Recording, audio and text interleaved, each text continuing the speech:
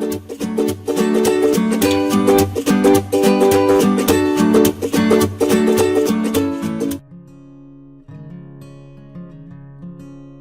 dans cette 5e capsule intitulée « Les incontournables pour soutenir la réussite éducative de notre élève ayant un TSA ».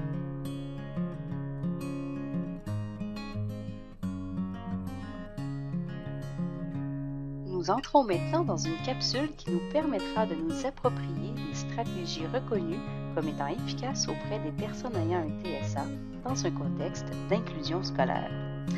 Voyez ces propositions comme étant des idées, des points de départ pour des choix d'intervention et non pas comme une liste exhaustive d'outils à utiliser en autisme. Ce sera à vous et à votre équipe de déterminer celles qui correspondent le mieux à votre contexte classe ainsi qu'au profil de votre élève. Dans un premier temps, nous vous invitons à réfléchir aux questions suivantes. Concernant les pratiques universelles, en début d'année, qu'est-ce que nous avons mis en place pour tous les élèves dans la classe? Comment ces pratiques sont-elles utiles pour notre élève ayant un TSA? Et quelles actions concrètes effectuons-nous au quotidien qui sont utiles pour tous nos élèves, incluant notre élève ayant un TSA? Maintenant, nous vous invitons à aller répondre à ces questions dans le formulaire en utilisant le code QR à l'écran. Pour être disposé aux apprentissages, notre élève autiste doit sentir que l'on porte d'abord une attention à son bien-être, qu'on a le souci de vouloir le comprendre, de comprendre sa condition. Il peut parfois vous sembler ardu d'offrir l'équilibre entre le bien-être et les apprentissages. Mais sachez qu'en premier lieu, il faut assurément instaurer un climat de confiance dans notre classe afin de favoriser les échanges et le désir de notre élève à se faire accompagner. Ensuite, il faut voir et répondre aux divers besoins de notre élève. Par la confiance, nous favoriserons l'actualisation de son plein potentiel et de son développement global. Notre élève deviendra davantage disponible à apprendre, saura mieux comprendre qui il est et par le fait même, arrivera à peut-être mieux apprendre à se contrôler. Il est documenté qu'un climat positif entre les élèves, la classe et l'enseignant est essentiel pour favoriser l'engagement des élèves. La qualité des interactions en classe devient donc un ingrédient important pour permettre de soutenir la réussite éducative. Il est quand même important de se rappeler qu'il n'y a pas de fameux livre de recettes à suivre pour soutenir notre élève autiste, mais plutôt une panoplie d'ingrédients dont la compréhension et l'utilisation de ceux-ci viennent en quelque sorte assaisonner notre pratique pédagogique et rendre plus harmonieuse l'inclusion de notre élève. Pour mesurer ce niveau de qualité des interactions en classe, nous vous proposons un modèle proposé dans les travaux de Stéphanie Duval, composé de 3 domaines: le soutien socio-émotionnel, le soutien organisationnel et le soutien à l'apprentissage.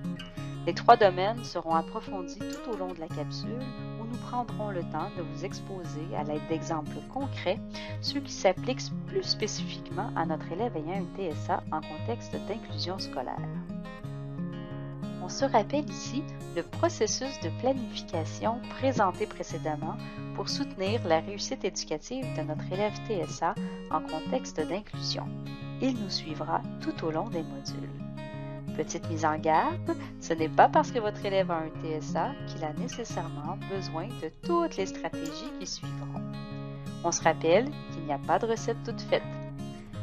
En cas de doute, de questionnement ou d'incompréhension de nos explications, veuillez prendre le temps de consulter votre équipe multi et ou de vous inscrire au suivi proposé par votre centre de service. Il existe plusieurs conditions gagnantes pour que les élèves ayant un TSA se développent sur le plan personnel et scolaire. Nous allons donc vous présenter quelques exemples concernant le soutien socio-émotionnel et nous vous invitons à vous questionner en équipe sur ces interventions gagnantes qui vont favoriser le soutien socio-émotionnel de votre élève ayant un TSA. Pour intervenir de manière bienveillante en fonction des besoins spécifiques de notre élève et le faire évoluer, il faut prendre le temps d'apprendre à connaître notre élève. Il faut se questionner pour essayer de savoir qu'est-ce qui intéresse notre élève, c'est quoi ses préférences, ses motivations, quelles sont ses forces à notre élève, ses habiletés, ses façons de communiquer. Il faut essayer de connaître c'est quoi le type de soutien qu'a besoin notre élève, quel est son niveau d'autonomie. Il faut tenter également de connaître ses besoins d'apprenant pour assurer sa réussite éducative. Pour arriver à répondre à toutes ces questions, il devient nécessaire de prendre le temps d'observer les manifestations de l'élève et ça dans différents contextes. Il faut également prendre le temps de le questionner, lui, notre élève. Il faut prendre le temps de s'informer, de se questionner en équipe. Il faut s'habiliter ensemble à entrer dans le cerveau de notre élève ayant un TSA. Créer un lien significatif avec l'élève est un ingrédient essentiel pour notre élève ayant un TSA. Lorsque, par exemple, la personne ayant un TSA dit « je n'ai rien à dire », il faut voir à préserver ce lien sans savoir en urgence le besoin qui nous donne de l'information sur le champ. Prendre soin de ce lien qui plus tard nous amènera une confiance de sa part pour se laisser accompagner avec ouverture à se confier. Donc, les actions de l'enseignant et de l'intervenant qui créent un lien significatif auprès de l'élève et un TSA passent inévitablement par l'accueil, l'écoute, la compréhension des besoins de l'élève, les stratégies de communication auprès de celui-ci. Par exemple, les informations doivent être transmises de façon claire, réaliste et factuelle pour notre élève ayant un TSA. La clarification des attentes, du fonctionnement dans les activités de la vie quotidienne. Par exemple, l'enseignement des rôles de chacun dans la classe et dans l'école devient un concept très important à comprendre pour notre élève ayant un TSA. Donc, en début d'année, par exemple, il pourrait être très pertinent de représenter les adultes significatifs de l'école à l'aide d'un organisateur graphique avec l'élève. Nous pourrions utiliser les mots ou les photos de chacun des acteurs scolaires afin de rendre le regroupement plus significatif selon le niveau de compréhension de l'élève.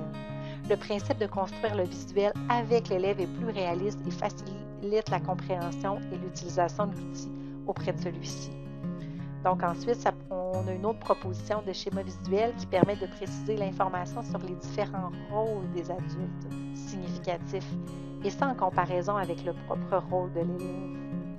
Donc, le lien significatif, il faut se rappeler aussi qu'il va passer par la transmission des repères, le cadre sécurisant dans l'organisation de la classe, la gestion de l'espace, du temps, du matériel, l'application des règles, l'ajustement des consignes, des activités que nous allons voir dans des diapositives ultérieures. Considérant la théorie de l'aveuglement contextuel de Peter Vermeulen, nous savons maintenant qu'une intervention, une stratégie ou autre forme de support visuel ne deviendra pertinent que si nous tenons compte du contexte. En ce sens, il devient important de créer des opportunités de connaissance et d'exploration de soi dans différents contextes du quotidien. L'enseignant et l'intervenant qui accompagne l'élève ayant un TSA devient en quelque sorte l'expert des contextes. L'élève ayant un TSA n'apprendra pas à se découvrir tout simplement par lui-même, d'où l'importance d'utiliser entre autres les stratégies de l'enseignement explicite, soit dire, montrer, guider, pratiquer, et d'amener l'élève à généraliser sa compréhension dans les différentes situations du quotidien. L'enseignant et l'intervenant vont jouer entre autres le rôle de guide, le miroir, le traducteur des différents contextes. Nous savons que plusieurs facteurs peuvent devenir anxiogènes chez la personne autiste et va la rendre non disponible aux apprentissages. Pensez entre autres aux aspects sensoriels qui vont devenir très désagréables pour la personne autiste. Pensez aux incompréhensions liées à la communication et aux interactions sociales que l'on peut retrouver lors de certaines explications en classe, lors des travaux d'équipe, des récréations, des rassemblements. Pensez également aux nombreux changements et imprévus qui peuvent amener une confusion, de l'incohérence au niveau de la représentation du temps et de l'espace chez la personne autiste. Pensez aux nouveautés, aux inconnus, lors de certains événements spéciaux, lors des temps libres, lors des déplacements, des transitions, qui va amener un manque de repères, un manque de références internes où la personne autiste ne saura pas quoi faire. Pensez également aux évaluations, aux exigences liées à la performance qui va amener chez la personne autiste la peur de ne pas réussir, la peur d'être jugée. Donc, l'idée est simplement d'amener la personne autiste à mieux se connaître et comprendre son environnement pour, entre autres, apaiser son anxiété et développer son autonomie au quotidien. Il peut exister plusieurs outils visuels qui vont amener l'élève à porter un regard sur lui-même. Donc, d'où l'importance d'amener la personne autiste à se questionner sur comment il pense, l'amener à se faire une propre représentation de son corps pour l'amener à décoder qu'est-ce qui se passe dans son corps.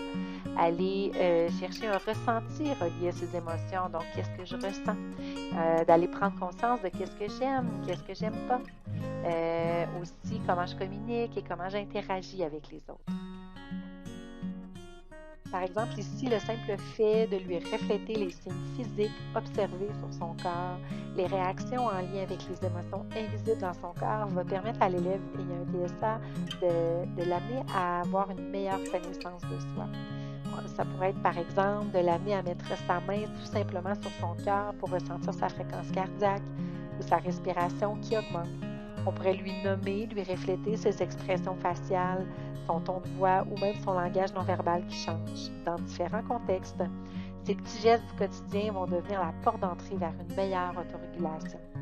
Le but n'est donc pas d'amener l'élève ayant un TSA à apprendre par cœur des moyens pour gérer ses émotions dans le bureau de la TVS, mais simplement d'amener l'élève à prendre conscience de ses sensations physiques et ses actions dans différents contextes. Lorsque le portrait de l'élève va être bien dressé en équipe multi, là, vous allez pouvoir évaluer la pertinence d'aller plus loin dans le processus de connaissance de soi afin d'amener l'élève à développer des habiletés qui lui serviront à vivre en société et à être un bon participant social. Par exemple, vous pourrez à ce moment évaluer la nécessité de prioriser la conception de divers outils visuels sur la gestion des émotions. L'utilisation du vidéomodeling aussi pour une meilleure compréhension de soi. On pourrait aller vers l'accompagnement de la compréhension de son diagnostic qui peut être très pertinent lorsque c'est un besoin chez notre élève. On pourrait aussi faire l'apprentissage des émotions et des pensées chez l'autre, également les impacts de ses actions chez l'autre. En ce qui concerne les thermomètres des émotions que nous observons dans divers milieux et qui demeurent malheureusement encore trop mal utilisés auprès de l'élève ayant un TSA ou simplement présentés trop tôt dans le processus de connaissance de soi. Ainsi, nous vous invitons à réfléchir à votre propre utilisation du thermomètre si tel est le cas, parce que ça demeure un outil qui est très efficace pour amener l'élève à reconnaître la gradation de son émotion lorsqu'il est bien utilisé et au bon moment, évidemment. Donc, nous vous proposons ici un exemple de thermomètre d'émotion à 3 niveaux. Ça pourrait être une proposition à faire avec l'élève, mais ce qui est important de se rappeler, c'est qu'il faut le personnaliser et le construire avec l'élève. Selon le niveau de compréhension de l'élève, il peut être préférable de commencer avec un exemple comme ça à 3 niveaux avant d'aller à une proposition à 10 niveaux. Cependant, lorsqu'on implique l'élève dans la conception et qu'on le questionne, nous arrivons parfois à une toute autre représentation de l'intensité de ses émotions.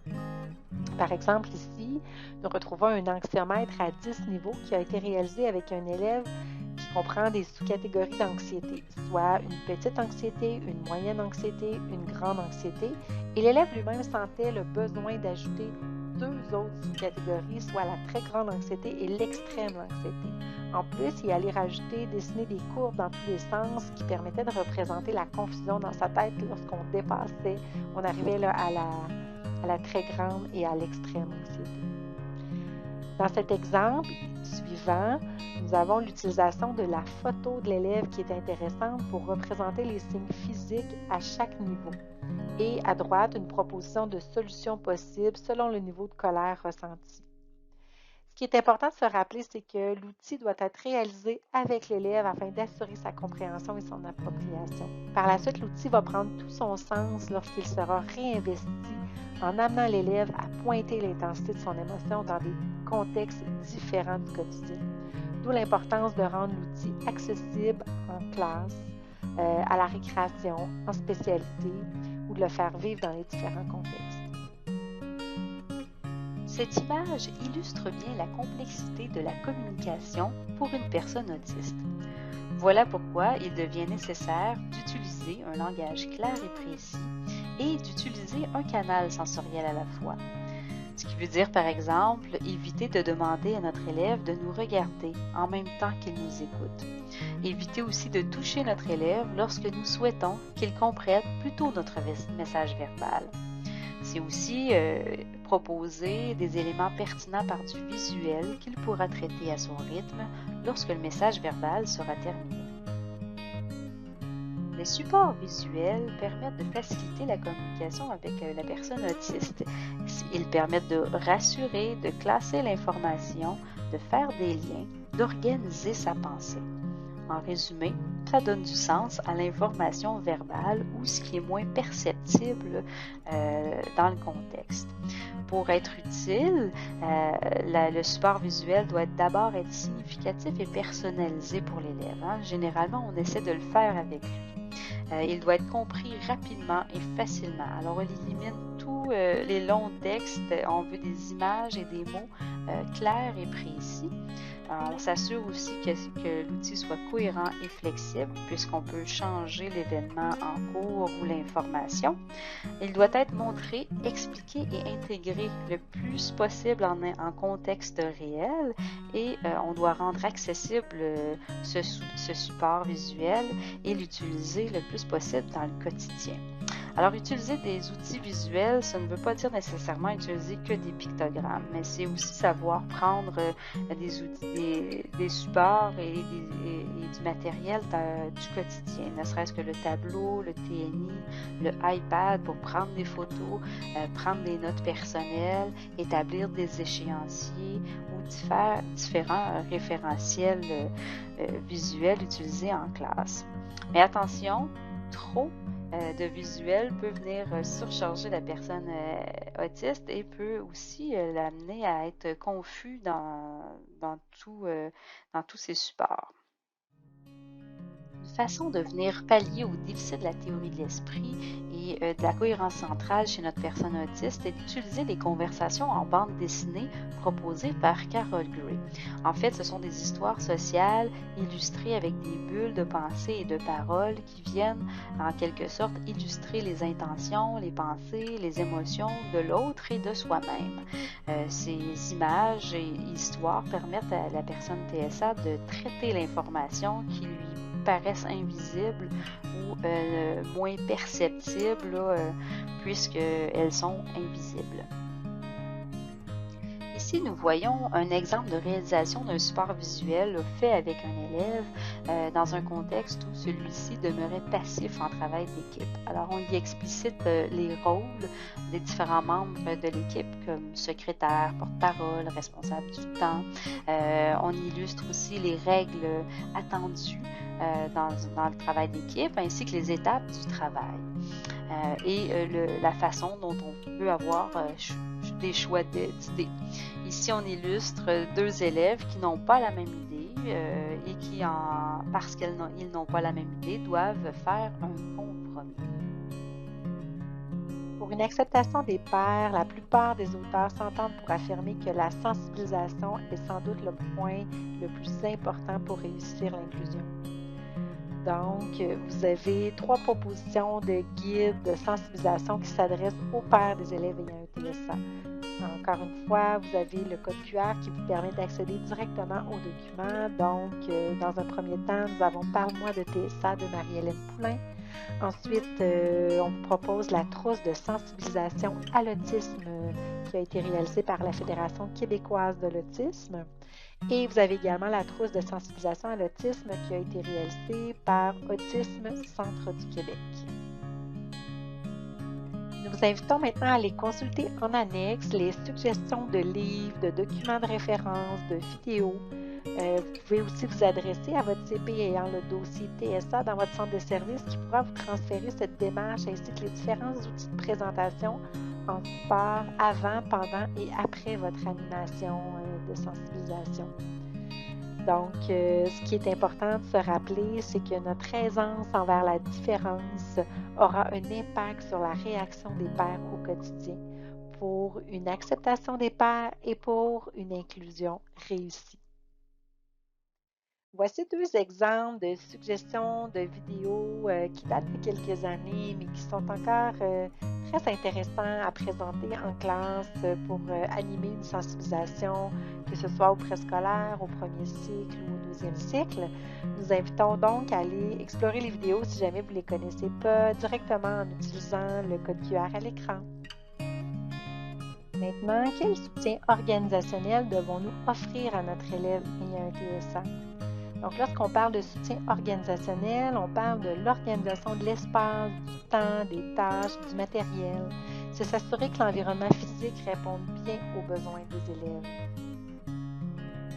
L'approche Teach propose une structuration de l'environnement de la personne ayant un TSA pour lui permettre une plus grande autonomie, et ce en misant entre autres sur les forces au niveau du traitement de l'information visuelle et leur mémoire. L'adaptation de l'environnement de l'élève ayant un TSA passe par la structure de l'espace, la structure du temps, la structure des tâches, notamment à l'aide de supports visuels, ce qui lui permettra d'obtenir l'information de façon explicite sur où sont les choses, quand les choses arrivent, je fais quoi et comment je le fais. Pour que l'espace devienne significatif pour l'élève ayant un TSA, il est nécessaire d'aménager le local de façon structurée et que chaque espace a sa fonction. L'identification visuelle de la fonction des lieux devient parfois nécessaire selon le niveau de compréhension de l'élève. Donc, est-ce que votre élève se retrouve bien dans votre environnement de classe? Un exemple d'aménagement structuré pour les différents espaces de classe. Un autre exemple d'espace structuré est le premier pas pour faciliter l'utilisation du coin calme en classe, par exemple. Il devient pertinent de prévoir et identifier avec lui les différents emplacements personnels de l'élève. Voici un exemple d'aménagement dans son pupitre qui permet de mieux organiser son matériel scolaire. Il peut être bénéfique d'identifier un bac à 3 tiroirs à côté de son pupitre pour faciliter son organisation, soit en rangeant le matériel superflu, les outils visuels ou les outils sensoriels. Mais veuillez noter qu'il est important de l'impliquer dans le choix de son classement afin de s'assurer de séparer son matériel selon sa propre représentation, sa propre compréhension, dans une visée d'autonomie, évidemment. Une autre proposition de classement du matériel dans un ou deux bacs identifiés à son nom dans un meuble accessible dans le local pourrait être bénéfique afin de ranger le matériel superflu, les outils visuels, les outils sensoriels. Un autre exemple d'aménagement structuré est de limiter visuellement l'espace de l'habillage et déshabillage au crochet de l'élève. Un autre exemple d'identification des casiers selon le niveau de compréhension de l'élève, on pourrait y indiquer son nom, sa photo, un indice visuel, une zone à respecter pour ne pas envahir les autres. Certains élèves ayant un TSA auront également besoin de structurer leur espace de travail, leur place dans le rang, afin de rendre ces différents espaces plus significatifs et les amener à devenir plus autonomes dans leurs déplacements. En début d'année, pour plusieurs élèves, il peut être aidant de réaliser un plan visuel et prendre le temps de présenter la fonction des endroits de référence dans la classe, comme l'école, la cour d'école, les toilettes, la bibliothèque, le gymnase, le trajet des déplacements, afin de pallier à leur vision en détail et amener une meilleure représentation des différents espaces de façon globale. Par exemple, vous pourriez faire une démonstration d'où aller et comment utiliser les différents espaces à l'aide du plan. Vous pourriez aussi lui expliquer quand et pourquoi sont-ils utilisés. Vous pourriez lui laisser le temps d'explorer sa classe. Dans cet exemple de plan visuel de la cour d'école, vous voyez que l'idée n'est pas de faire un plan à l'échelle tel un architecte, mais plutôt d'utiliser les forces de la personne ayant un TSA, soit le traitement de l'information visuelle, afin d'élargir la vision globale de l'élève lors de ses jeux à la récréation. Par exemple, Maxime ayant un TSA en deuxième année, qui joue toujours dans le carré de sable, ne le fait peut-être pas simplement par intérêt restreint, mais peut-être parce qu'il ne sait pas quoi faire d'autre ou comment être autrement à la récréation. Donc, le simple fait de dessiner avec lui le plan de la cour d'école avec ses différentes zones et les possibilités d'activité va lui permettre possiblement d'élargir ses options de jeu. Cependant, il ne faut pas négliger l'importance d'aller avec lui à la récréation pour explorer la cour avec le plan visuel afin de s'assurer de la compréhension de Maxime en contexte réel. Même chose pour Francis, il y a un TSA en première année, par exemple, qui se dirige dans des zones interdites lors de la récréation. Le plan peut permettre l'explication des zones permises, des zones interdites, et il ne faut pas oublier d'exporter le plan visuel à la récréation pour s'assurer qu'il transfère sa compréhension de l'outil dans le contexte. La structure du temps permet de répondre aux besoins de prévisibilité des élèves ayant un TSA. Les changements, les imprévus sont généralement des facteurs anxiogènes pour l'élève. Ainsi, il est préférable d'être prévisible et d'utiliser des supports visuels pour assurer le fonctionnement optimal de l'élève. Les horaires vont devenir des supports visuels qui vont permettre aux élèves de se situer dans le temps en fonction du moment de la journée. Il est important de se rappeler que le but ultime de l'horaire est de développer la flexibilité chez l'élève ayant un TSA. Il devient donc nécessaire de la présenter, de la rendre accessible visuellement. Ça pourrait être de placer un indicateur, soit une flèche, un crochet, un transparent, une gommette, pour repérer facilement le moment de la journée et non enlever ou cacher une activité lorsqu'elle est terminée afin de laisser la globalité de l'information. Il va être important d'y faire référence lors des transitions d'activité, d'inscrire les changements aux besoins. Ne pas oublier de l'encadrer et d'expliquer les imprévus. Cette pratique universelle va donc permettre à nos élèves ayant un TSA de mieux anticiper les moments de la journée, d'apprivoiser les changements et par le fait même de diminuer leur anxiété. Voici ici un exemple de calendrier cycle avec un indice visuel. Ici, nous avons un exemple de calendrier mensuel qui permet à l'élève ayant un TSA de mieux se situer dans le temps en sachant où et quand sont situées les activités spéciales ou différentes au cours de la semaine ou au cours du mois. Nous avons également un indice ici avec un code de couleur qui représente la journée d'aujourd'hui, par exemple en jaune, la journée d'hier en bleu et la journée de demain en mauve dans le calendrier mensuel et même chose pour la référence dans la semaine.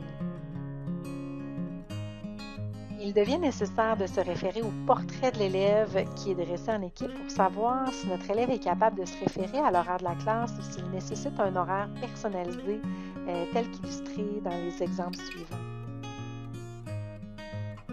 Exemple de séquence de tâches, d'horaire de la journée.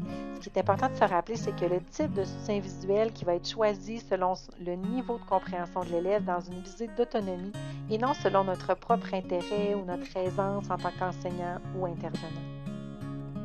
Les séquences permettent à l'élève ayant un TSA de se situer dans le temps et de comprendre l'ordre dans lequel les tâches doivent être faites.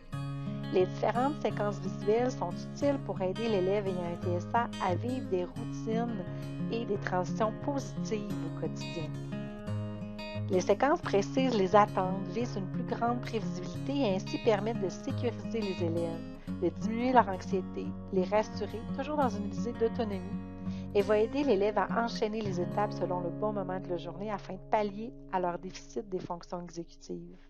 La stratégie du maintenant-après va s'avérer très utile pour préciser les attentes face à une tâche. Elle peut aider par exemple l'élève à motiver à effectuer une tâche dont on pourrait aller placer l'illustration pour indiquer avec une image, avec quelques mots, tout dépendamment de son niveau, le travail qui est à faire. Le renforcement va par la suite dans la case après va être remis à l'élève ayant un TSA. Pour pallier aux difficultés rencontrées par notre élève, dues à ses particularités cognitives comme les fonctions exécutives et le déficit de la cohérence centrale, et aussi pour répondre à sa force visuo-spatiale, nous vous proposons de structurer la tâche. Le fait de structurer la tâche va lui permettre de voir et comprendre rapidement ce qu'il a à faire, de trouver seul le matériel nécessaire à la réalisation de la tâche, de voir comment la tâche doit se réaliser, de savoir où la tâche commence et quand la tâche est terminée. Pour ce faire, vous devez nécessairement prendre un temps pour lui enseigner, voire lui modéliser la tâche avant qu'il puisse utiliser l'outil ou faire la tâche lui-même de façon autonome. La tâche devrait être présentée de façon à ce que l'élève comprenne l'ensemble de ce qu'il doit faire, sans avoir recours au soutien de l'adulte plus tard. Des procéduriers ou des gabarits peuvent être utiles pour soutenir l'autonomie de votre élève. Pour favoriser l'adhésion, la motivation et l'utilisation de l'outil choisi en contexte réel, il est important de co-construire l'outil avec l'élève. Ici, nous avons un exemple d'explication du principe de la pause. On explique pourquoi on fait une pause, à qui ça s'adresse, dans quel lieu on la vit et à quel moment de la journée et pourquoi. Et aussi, que fait-on durant cette pause? À votre droite, l'outil est davantage personnalisé pour rendre explicite à la personne les attentes et les étapes de sa période de pause. Offrir une pause à l'élève durant sa journée lui aide à baisser son niveau d'anxiété, à prévenir une grande fatigue ou à diminuer une surcharge cognitive ou sensorielle, ou voire même une émotion, et tout ça pour augmenter son niveau de disponibilité à la tâche et lui permettre un retour en classe plus harmonieux. De petits conseils pour une pause efficace. Il est important de proposer des activités et des pauses de qualité. Grâce aux appuis visuels et votre modélisation, il sera plus facile pour l'élève de comprendre comment se comporter durant sa pause et comment être durant sa pause. Tentez de privilégier plusieurs petites pauses, des 3 à 5 minutes par exemple, au lieu des 20 à 30 minutes. Utilisez ses intérêts particuliers. Puisque les intérêts particuliers offrent une coupure de pensée, cela l'aidera à diminuer son anxiété. Tentez d'éviter l'utilisation de l'ordinateur et les interactions et échanges durant ce moment. La pause n'est pas un renforçateur ni un privilège. La récréation non plus n'est pas une pause. Et à la fin, tentez de ramener votre élève à la tâche et à poursuivre son travail. Certains aménagements de l'espace sont favorables au bon fonctionnement de l'élève ayant un TSA. Ils permettent de répondre à ses besoins reliés à sa dimension sensorielle ainsi qu'à son besoin de prévisibilité. Le fait d'entretenir un environnement calme et prévisible contribue à diminuer son anxiété et ainsi à rendre l'élève ayant un TSA plus disponible aux apprentissages. Nous vous invitons donc à réfléchir aux façons possibles de limiter les stresseurs sensoriels dans votre classe et autres espaces nécessaires dans votre milieu, évidemment. Les sources de stress sensoriel peuvent venir, par exemple, des lumières, du bruit, du mouvement, du matériel visuel. Ainsi, le simple fait de tamiser les lumières, d'ouvrir seulement les lumières nécessaires sans jouer avec le clignotement au cours de la journée ou pour intervenir ou demander le silence. Il peut être même intéressant d'installer un filtre sur les néons centrales qui sont parfois trop envahissants dans certaines classes. La musique ambiante et les différentes options de patins de chaise sont des exemples favorables pour diminuer les stresseurs sensoriels reliés au bruit. Les outils visuels de gradation de la voix peuvent aider l'ensemble des élèves à ajuster leur niveau de voix aux besoins. Il est nécessaire d'individualiser le nombre de gradateurs plus élevés ou plus bas avec l'élève ayant un TSA et s'assurer de sa compréhension en contexte réel. De plus, afin de diminuer les facteurs anxiogènes liés à l'imprévisibilité dans l'environnement, il est important d'annoncer les changements dans l'environnement de la classe. Par exemple, lors des changements dans la décoration selon les différentes fêtes au cours de l'année. Pensons au temps des pommes, qui devient le temps de l'Halloween, qui devient Noël, qui devient la Saint-Valentin, qui devient Pâques, qui devient le printemps, etc. Donc, on a certains élèves ayant un TSA qui ont une grande perception des détails, qui peuvent avoir besoin de voir ces changements s'effectuer en temps réel pour s'assurer que le local demeure le même malgré ces changements de décoration. Il devient donc favorable de réaliser les changements de décoration avec vos élèves les premières fois. Par la suite, cela pourrait être simplement de prendre des photos sur le avant et après, puis peut-être que tranquillement, simplement en l'expliquant verbalement, cela pourrait convenir. Pour entretenir un environnement calme et prévisible, nous devons nous assurer que les règles sont clairement définies de façon concrète et précise pour notre élève ayant un TSA. Il va être important de cibler des comportements attendus dans les différents contextes, que ce soit en classe, lors des arrivées, des départs, des déplacements, des transitions, des travaux d'équipe. En anglais, voilà les règles, en musique, en éducation physique. Donc, chaque contexte a sa propre règle. La règle va devoir être soutenue également par une image qui est significative, qui va expliquer l'essence du message. Par la suite, selon le niveau de l'élève, il peut être nécessaire d'expliciter l'impact du non-respect de la règle chez soi et chez l'autre. C'est là que la règle va prendre tout son sens lorsque nous y faisons référence régulièrement dans plusieurs contextes en mentionnant que c'est la règle dans la classe, c'est la règle sur la cour de récréation, c'est la règle lors des déplacements. L'importance aussi de renforcer les comportements positifs dans différents contextes en référant au bon respect de la règle ciblée.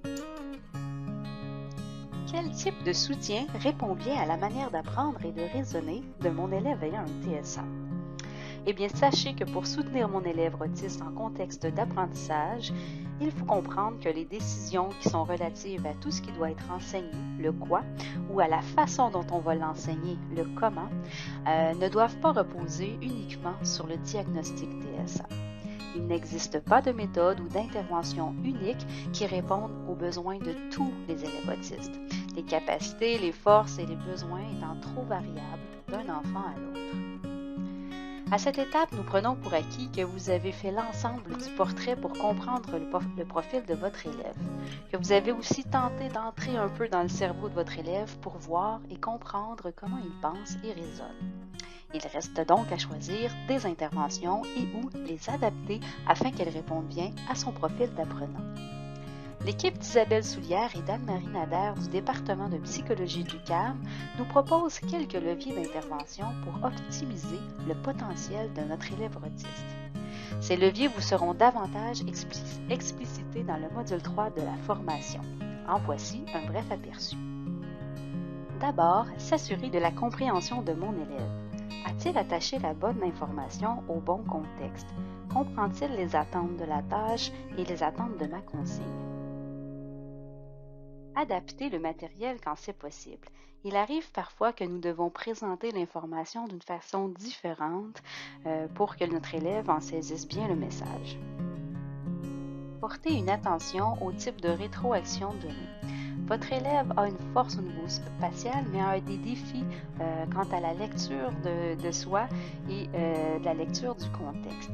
Laissez des traces de vos conversations afin de lui permettre de traiter cette information.